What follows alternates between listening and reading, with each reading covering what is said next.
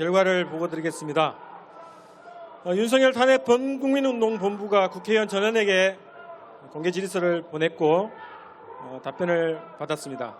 지난 11월 15일 전체 국회의원들에게 윤석열 탄핵에 대한 입장을 묻는 공개 질의서를 이메일, 팩스, 문자로 발송했고 지난 22일부터 23일까지는 전체 의원실에 전화를 걸어서 질의서 수신 여부를 확인했습니다. 그리고 부산, 춘천, 광주, 대전, 종로, 성북, 동대문 지역 지부 촛불행동에서 해당 지역구 국회의원들에게 직접 방문해서 질의서를 전달하고 답변을 촉구한 바 있습니다. 운동본부는 일주일간의 시간 여유를 더 줬고 12월 1일까지 최종 답변을 기다렸습니다. 12월 1일 현재 7명의 국회의원이 답변을 보내왔습니다. 답변한 의원은 민주당 박영순 의원, 강민정 의원, 김용민 의원, 그리고 정의당의 강인미 의원, 무소속 이성만 의원, 윤미향 의원입니다. 민주당 박영순 의원은 윤석열 대통령 탄핵 사유가 상당한 이유를 갖고 있음에도 불구하고 해당 사안은 개별 의원 차원에서의 입장을 밝히기에는 너무나도 무겁고 중대한 사안이며 당에서 공식적인 논의가 시작되면 적극 참여하겠다는 입장을 밝혔습니다.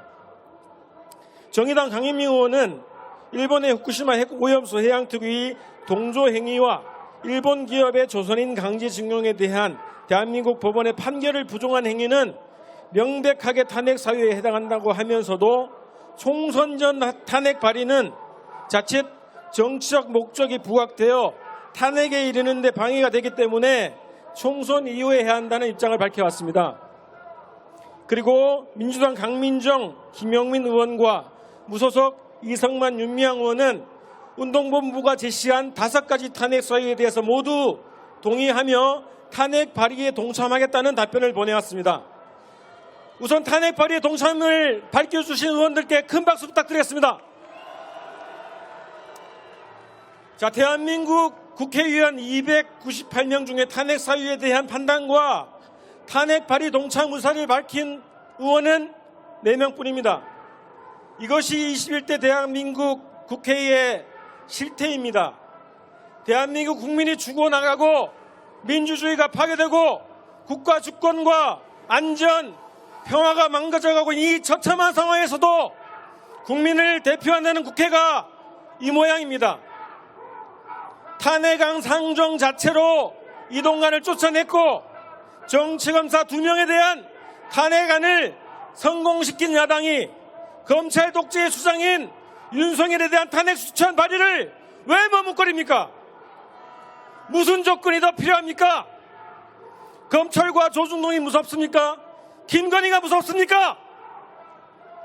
국민은 보이지 않고 국회의원 뺐지만 아른거립니까?